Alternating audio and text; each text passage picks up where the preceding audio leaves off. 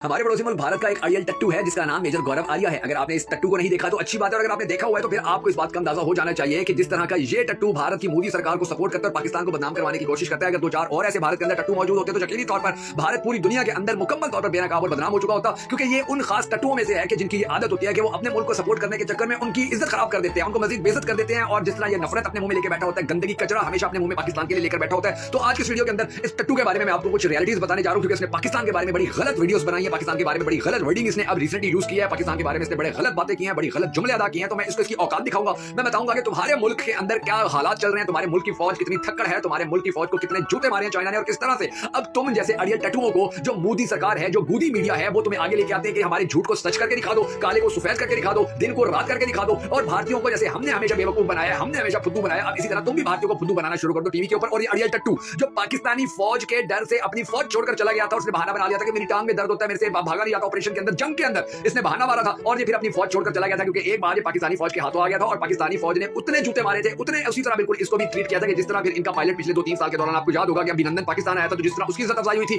इसी तरह इस अड़ियल टट्टू की भी इज्जत अफजाई हुई थी, और इसको इतने जूते पाक फौज ने मारे थे कि ये फिर अपनी फौज ही छोड़ के चला गया था, और आजकल टीवी पे चढ़ा के बैठ जाता है और कहते हैं कि पाकिस्तान तो ये पाकिस्तान तो वो है। 2 टके की स्टाउट की औकात नहीं है, इसकी इतनी औकात नहीं है कि ये पाकिस्तान के बारे में किसी अच्छी बात को प्रमोट कर सके या अपने मुल्क के बारे में अच्छी बात कर सके, क्योंकि आप जानते हैं जो नेगेटिविटी होती है, आप जानते हैं कि जो नेगेटिविटी होती है उसका कोई फेस नहीं होता, उसकी सिर्फ आवाज होती है या शक्ल होती है, और इस वक्त हमारे पाकिस्तान और भारत के अंदर नेगेटिविटी का अगर कोई चेहरा है, अगर कोई उसकी शक्ल है, अगर कोई उसकी आवाज है, तो ये मेजर गौरव आर्या है, जिसको भारत के अंदर बहुत सारे इलाकों के अंदर मेजर गोबर खालिया कहा जाता है, क्योंकि इसने गोबर खा लिया था जब पाकिस्तान के साथ लड़ने आया था, तो फिर इसको पता चल गया था कि मेरी तो कोई औकात नहीं है, फिर ये वापस भारत भाग गया तो अपनी फौज छोड़ने का ऐलान कर दिया था कि कल को अगर दोबारा पाकिस्तान का मुकाबला करना पड़ेगा तो फिर मैं क्या करूंगा। बहरहाल आज इस वीडियो के अंदर मैं इस टट्टू की हकीकत आपको बताने जा रहा हूं, ताकि ये जो पाकिस्तान के खिलाफ दिन रात अपनी गंदी जबान निकालता रहता है, दिन रात ये पाकिस्तान के बारे में जो नेगेटिविटी फैलाता रहता है, तो इसको जवाब मिलना बड़ा जरूरी है। और वीडियो में आगे बढ़ने से पहले आप हमारी वीडियो शेयर भी कर दीजिए, ताकि ये इस टट्टू तक पहुंचे और उसको पता चले कि अगर ये पाकिस्तान के बारे में गलत वर्डिंग यूज करेगा तो फिर पाकिस्तानी भी चुप नहीं बैठेंगे। पाकिस्तानी अपने मुल्क से प्यार करते हैं, अपनी फौज से प्यार करते हैं, हम कभी भी अमन के हवाले से हमने कभी भी नेगेटिव अपना जो रोल है वो प्ले नहीं किया। हमने हमेशा पाकिस्तान ने, पाकिस्तान की एस्टैब्लिशमेंट ने, पाकिस्तान की हुकूमत ने, पाकिस्तान की फौज ने, कोई भी सियासतदान हमारा हुकूमत में आता है तो हमने हमेशा कहा है कि हम अमन पसंद लोग हैं, अमन के साथ रहना चाहते हैं, मगर इस जैसे टट्टुओं के होते हुए पाकिस्तान और भारत के दरमियान कभी अमन नहीं आ सकता। तो इसकी मैं औकात और हकीकत बताने जा रहा हूं, आप ये वीडियो शेयर कर दीजिए, और फिर उसके बाद हम चलते हैं अपनी असल बातों की जानिब, जो आज की वीडियो के अंदर मैं इसकी पूरी दुनिया को, स्पेशली भारतीयों को बताऊंगा और पाकिस्तानियों को बताऊंगा। मैं मुश्किल हैदर और आप देख रहे हैं आपका मोस्ट फेवरेट चैनल बगा फैक्ट्स। नाज़रीन अगर सबसे पहले तो आप ये बात सुन लीजिए कि ये जो मेजर गौरव आर्या है, इसका पास्ट और इसका माजी सिर्फ इतना सा है कि ये फौज के अंदर भर्ती हुआ था पैसे देकर, इसका बाप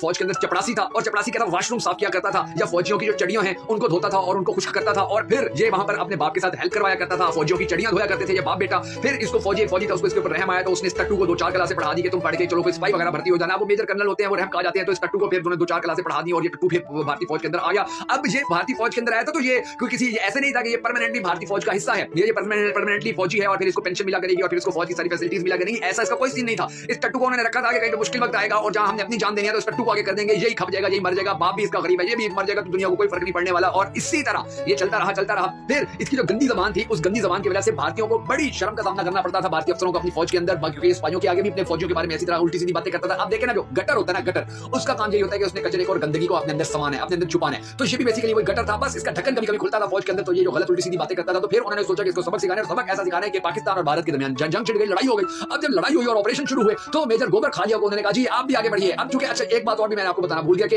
ये पाकिस्तान के अंदर तो कम लेवल पे, भारत के अंदर बहुत ऊंची और नीची जात का जो जात पात है, भारत के अंदर इसका बहुत ज्यादा काम होता है, वो बहुत ज्यादा इसको एक्सेप्ट करते हैं, बहुत ज्यादा मानते हैं भारत के अंदर कि ये ब्राह्मण है या ये अछूत है, वो निचली जात को बिल्कुल नीचे रखते हैं, ऊपर वाली जात को आसमान पर। तो ये टट्टू भी बेसिकली वो अछूत जात का ही है, जो भारत की सबसे निचली जातें होती है ना, ये उन्हीं जातों में से एक था। तो इसको उन्होंने फिर अभी जब लड़ाई हुई तो उनको तो पता था कि ये टट्टू कमीन सा है, इसको आगे भेजो, इसने आगे जाना नहीं है, ये डरता रहेगा, खौफजदा होता रहेगा, इसकी दुम के ऊपर ठुड्डा मार के उन्होंने आगे भेजा कि जा भाई लड़, तू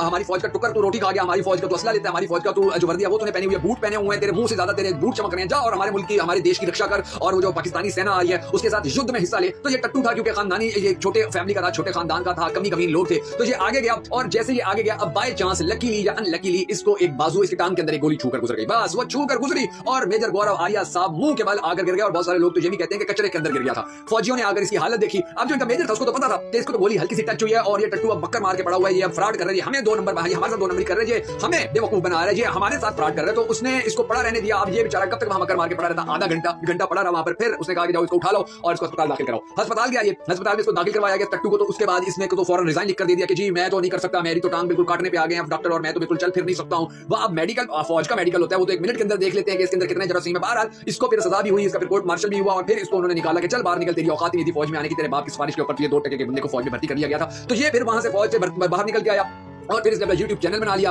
और वो डिफेंस के नाम से है। और उसके बाद फिर मीडिया, क्योंकि मोदी मीडिया, फिर उसकी हुकूमत आ गई मोदी की, उसको जरूरत थी इन जैसे लोगों की कि जो उसके प्रोपेगेंडे को आगे लेकर बढ़े, जो दुश्मनियां फैलाएं। अब ये पाकिस्तान के अंदर और भारत के अंदर दुश्मनी की हमेशा बात आप इसके मुंह से सुनेंगे। आप भारत के अंदर मुसलमान और हिंदू की जो आपस की दुश्मनी की बात है वो हमेशा इसी के मुंह से सुनेंगे। आपको हर वो बात की जो नेगेटिव होगी वो आपको भारत के किसी और एंकर से, चाहे वो गोस्वामी वगैरह जो फिर रहे हैं, चलो वो भी नेगेटिविटी करते हैं, मगर ये इसके मुकाबले में वो एक पाव में भी नहीं है जितना नेगेटिविटी है। तो ये सारी नेगेटिविटीज आपको मेजर गौरव आर्या और मेजर गोबर खालिया से मिलेंगी। और ज्यादा दिलचस्प बात ये नाज़रीन करामी कि इसको कोई औकात वैल्यू नहीं दी जाती है इंडिया के अंदर, कोई इसकी 2 टके की इज्जत नहीं है। आप अंदाजा लगा लीजिए कि ये चैनल्स के अलावा इसको कभी किसी ने अपने प्रोग्राम में नहीं बुलाया, इसको कभी किसी ने वहां पर टॉक शो में नहीं बिठाया कि जी आप आके कोई बात कर लीजिए। वो 1-2 चैनल्स हैं जिन लोगों ने जो बूदी मीडिया, उन्हीं चैनल्स की वजह से तो फिर भारतीय मीडिया का नाम बूदी मीडिया रखा गया और जो उसी बूदी मीडिया के ऊपर बैठकर बड़ी-बड़ी भड़के मार रहे होते हैं और पाक फौज के खिलाफ और पाकिस्तान के खिलाफ बकवास कर रहे होते हैं और कहते हैं कि हम ये कर देंगे, हम वो कर देंगे। हालांकि ये गरूर की बात नहीं, गरूर करने की बात नहीं है, लेकिन अल्हम्दुलिल्लाह सुम्मा अल्हम्दुलिल्लाह हमारी फौज ने भारत के मुकाबले के अंदर 3 जंगें जीती हैं। अल्हम्दुलिल्लाह अगर चौथी भी हुई तो इंशाअल्लाह पाकिस्तान की फौज, पाकिस्तान के अवाम मिलकर इनको इनकी औकात याद करवा देगी। लेकिन अमन पसंद लोग हैं, हम कहते हैं हर किसी का अमन, हर किसी के मुल्क में अमन हो, हम कहते हैं हर इंसान अच्छी जिंदगी गुजारे। हम ये हमारा ये यकीन है, हमारा ये अकीदा है